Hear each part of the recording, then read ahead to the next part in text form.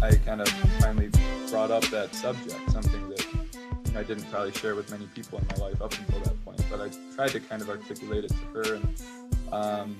And for one thing, she said, yeah, I've actually had feelings like that as well. And it was one of the first times that I'd kind of found a counterpart who had a similar experience. But what was really profound to me was that her reaction was, I actually enjoy it when that happens.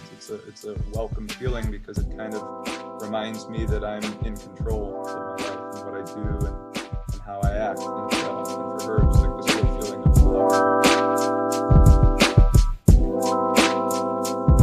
Welcome to Waking Up to Life with Rabbi Josh, a podcast built around conversations with people in our community who have found a bit of enlightenment in their lives.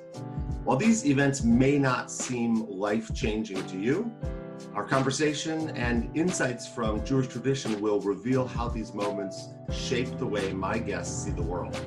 This informal conversation may also change your life. And if not, it's just 18 minutes with me. So, l'chaim, to life. Today, we welcome David Dwaihy to the podcast. David is currently a math teacher at University Liggett School in Grosse Pointe, Michigan. Also happens to be one of the founding owners of the Detroit City Football Club, and thrilled to have you as a part of this podcast. Thanks so much for having me. It's a pleasure.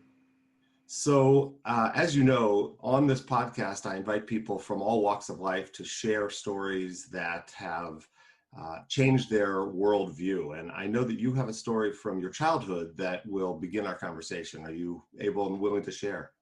Sure, of course. Yeah, so when I was, I think I really kind of became aware of it when I was in grade school. I would get these very random and unpredictable episodes where essentially I would kind of become aware that I was alive. I still don't have a great way to phrase that. But rather than just being a moment that would come and go, it would kind of it was ultimately kind of a negative experience because it would bring this real feeling of panic and anxiety for me. And I struggled with it through my childhood. My dad, who's a psychologist, would give me some tips and pointers for how to deal with the anxiety and ultimately kind of get through the episode, but never really had a super effective strategy. Just kind of had to suffer through it. And fast forward 20 years in my life, after meeting my wife, we were getting to know one another in that early phase of the courtship. And I kind of finally brought up that subject, something that I didn't probably share with many people in my life up until that point, but I tried to kind of articulate it to her. And for one thing, she said, yeah, I've actually had feelings like that as well. And it was one of the first times that I'd kind of found a counterpart who had a similar experience. But what was really profound to me was that her reaction was, I actually enjoy it when that happens. It's a welcome feeling because it kind of reminds me that I'm in control of my life and what I do and how I act. And for her, it was like this real feeling of empowerment. And so needless to say, that really struck me and gave me a strategy for dealing with it if and when it happened again.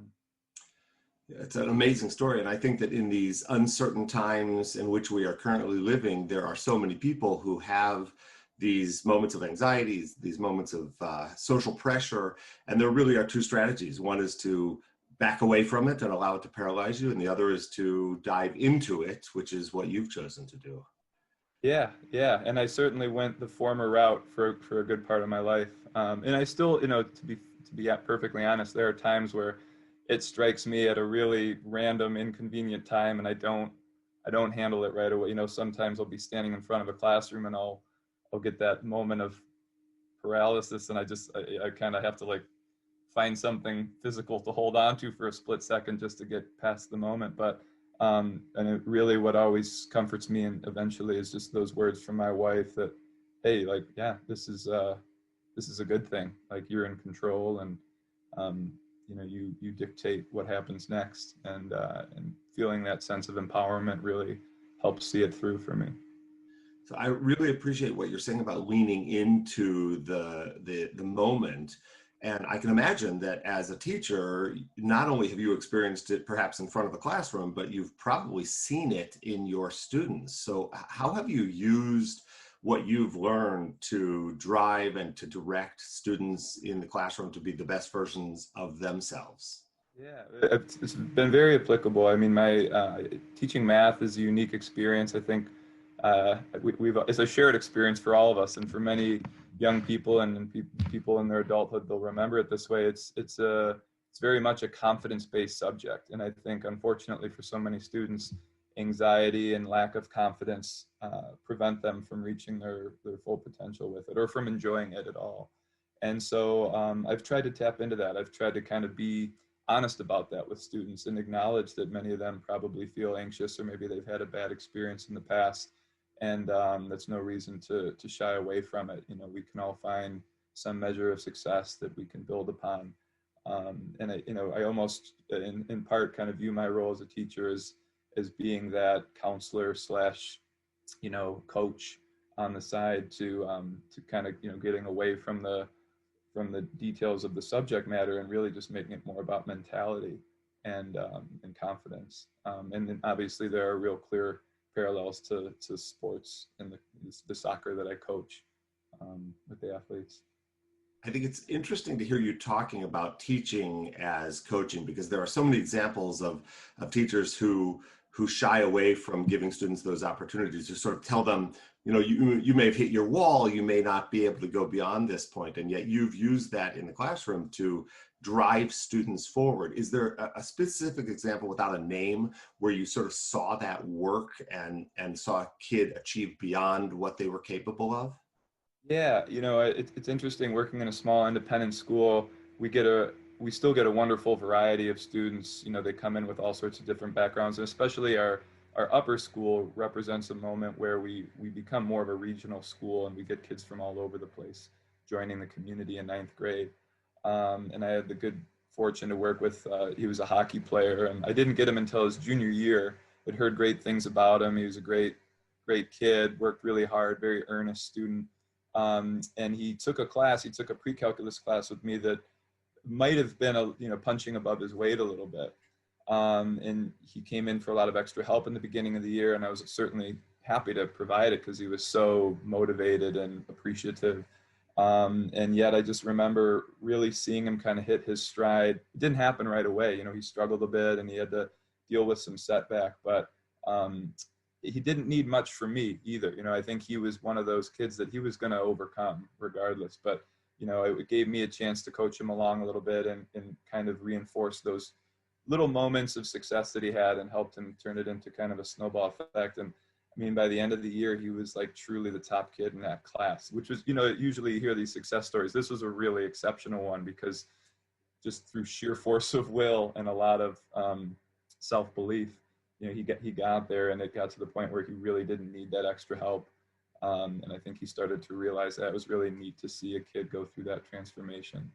And it really drives home your message, which is that once you recognize that you are in control of your experience in this world, obviously there's still things we are out of control with, but when we take control of that which we can, it can drive us forward, which of course brings me, it would be impossible for me to have you on this show and not also talk about your connection, not only to being a high school soccer coach, but to being one of the owners of the DCFC, Detroit City Football Club, yeah. Which I will say, I'm a supporter of the Rouge, and hey, thank you. Happy to have you here. So tell me how it's driven you. You started off playing in high school and then at Kalamazoo College, and now you've played on the field. You're nicknamed The Touch. We're happy to have you here. How has it driven you as a soccer player and as an owner of a soccer club? Yeah, well, I should first mention that my playing days are long past with DCFC. The level has gotten way too high and too fast for this old guy. But it was really enjoyable to not only help launch the club, but get to play the first 2 seasons. And really, I think the point of connection here is that as a collection of guys that started it, there have been so many moments of adversity, so many moments where we even, just for example, when we started the thing, we didn't know that people would come out, and we certainly didn't expect that we would have the exponential growth we had early on. But, another but we, stuck with it, and we enjoyed the creative process, and we tapped into a lot of our friendships, and, you kind of get this synergy going, and all of a sudden you feel like, hey, maybe there's a chance that this vision can be realized. But along the way, there are these inevitable moments where no matter how hard you're working and how great things are going, there are certain things outside of your control that really threaten, the success of, in this case, the business and the growth of the club.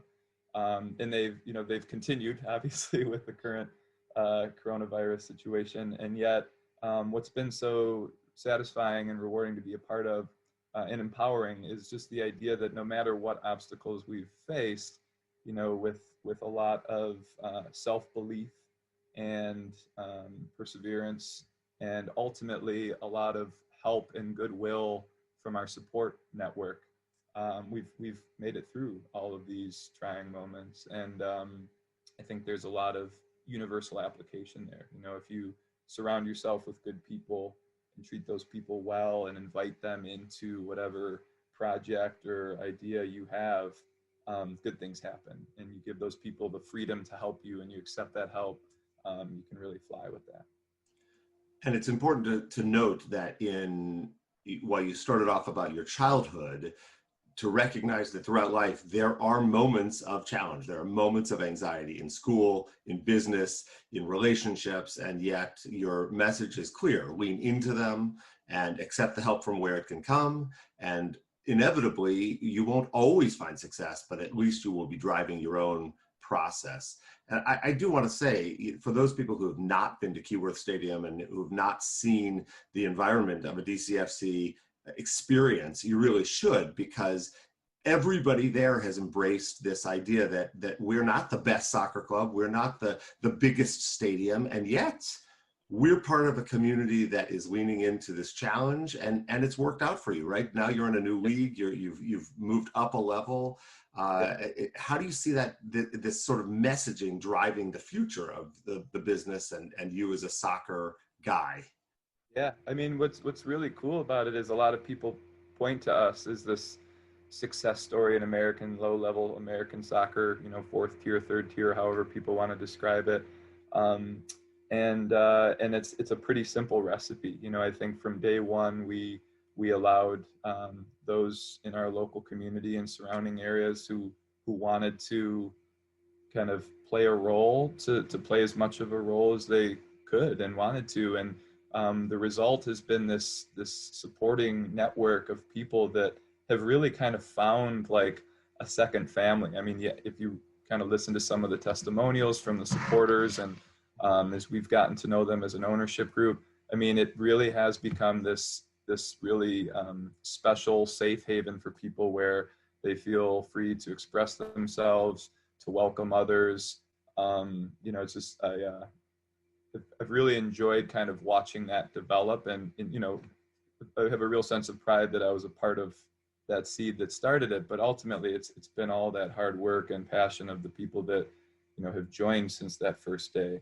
But yeah, to anyone who hasn't been to a game, I'd say there's a uniqueness to the experience, and it's very much separate from the sport itself. I think the soccer game that's being played is the context for the get together. But there's a huge party happening around it, and a huge family forming around it that really I think would go on whether or not the team was kicking the ball ever again. There's a real sense of community that's been discovered. And while we can't visit now because of the coronavirus, for people who have not yet been to that stadium to understand what drives people to sort of walk away from the anxieties of their lives and just take an hour and a half or 2 hours to be part of this very spiritual experience, I would say, is really important. Although I must ask you, I have a 14-year-old kid now who's a soccer player, and when he was 10, we went to our first game. I think he was 10 or 11, and we made the mistake of sitting on the supporters side. So be careful with the language if you're bringing kids on that side. I always kind of view it as, if you want an opportunity to educate your child about some of the vocabulary that they might want to avoid in other parts of their life, then you can go on that side of the stadium. But I think if you stay on the opposite end, you're good to go as well. It is a very family-friendly experience on that side. Let me ask you, as you think about all of these stories coming together, your teaching, your coaching, your playing, your personal life, what is the one driving message that you want to share with my viewers today? I think when I've talked about my involvement in all of these different realms in the past, I think the one thing that always comes to mind is just kind of the it's cliche, I'm sure, but just kind of the power of saying yes to things, being a yes person. When I first got asked to be part of that initial ownership group, it was a really seemingly random connection at the time. It was a buddy of mine from college who I didn't know super well in college. I went to a small enough school that you kind of knew everyone, and he asked me to come and join his recreational co-ed league that was forming at Belle Isle, which kind of sparked the potential for a fan base. And it was one of those things. It was so random at first glance. I did consider being like, oh, I don't know if I have time for this. I just met my wife. We wanted to have some time early on in the relationship to ourselves. I was playing a lot of soccer separate from that. I could have easily been like, no, but I just said, yeah, why not? I'll give it a shot. What's the harm? And I think a series of yeses that have followed that moment have really taken my life in this unexpected but wonderful direction. And it was really the same thing that got me into teaching. It was on a whim that I applied for a job at a school where I had coached at the summer soccer camp, and kind of said yes to the initial idea of putting my hat in the ring. And 20 years later, I'm a really grateful teacher and coach at that institution. So, those moments where maybe you're 50-50 on something, but there's a little bit of intrigue, kind of that why not mentality, I think that can take you pretty far in life. It's a great message. Simply lean in, take the opportunity, and it will overcome the anxiety and many times lead us to great experiences. So I have one last question that I've been asking all of my guests. I wonder if there is a book or a television show or something that you've been watching during these last couple of months or reading that you want to share that has maybe made you see the world slightly differently. Man, great question. And I've got to make sure I get the title right. I've been reading a book, a few on this topic, but one in particular called, I think it's called American Prison. And it's about a guy who was wrongfully imprisoned in Iraq for a few years. And then upon getting out, he decided to volunteer to work as a warden in a privatized correctional facility in the South, and kind of face some of the trauma of having been wrongfully imprisoned, but also really dig into some of the corruption and systemic racism and all the things that constitute our current legal system, or our correctional system. And it's hard to read because of the reality faced by the inmates and the realities of this population of people that are being incarcerated. But it's also been very powerful to, for me, a sense of gratitude for the life I've been able to lead, and the opportunity to maybe in some small way help influence a shift in the direction that world is going in. It's a powerful book, and the narrator does a really good job kind of being honest about his experience and his tendency to maybe fall into some of the behaviors of those that he had previously really condemned as a prisoner himself. Amazing. Yeah, and it actually, in a nice way, brings together our conversation today in that in every situation, we still have to face the challenges, and not only from the inside, but also those of us on the outside looking in, we have an obligation to make a difference in the world in which we are living. You really have shared a wonderful story today, and also are not only in your own personal world, but in the world of soccer for your students as a teacher, and in our community. You have really been a thought leader. I'm so grateful for your time today, being able and willing to be on the show. My pleasure. Thank you so much for the opportunity. I really appreciate it. So today we have welcomed David Dwaihy, who is a high school teacher at the University Liggett School in Grosse Pointe, Michigan, also one of the founding owners of the Detroit City Football Club, sharing with us just a bit of his understanding of life through his personal experiences. We are so glad you watched today, so glad you've been with us, and look forward to seeing you at future episodes of Waking Up to Life with Rabbi Josh. Until then, l'chaim to life.